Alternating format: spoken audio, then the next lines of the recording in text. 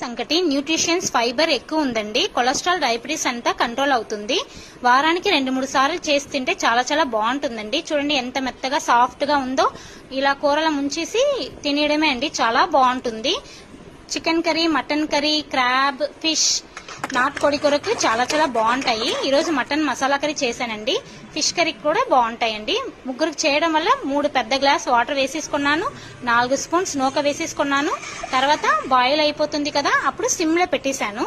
దాని తర్వాత 3 కప్పులు చిన్న కప్పులో పిండి ఒకే ప్లేస్ లో వేసేసుకోవాలండి. దాని తర్వాత ఆ వేడిలోనే ఆ పిండి ఉడికిపోతుంది.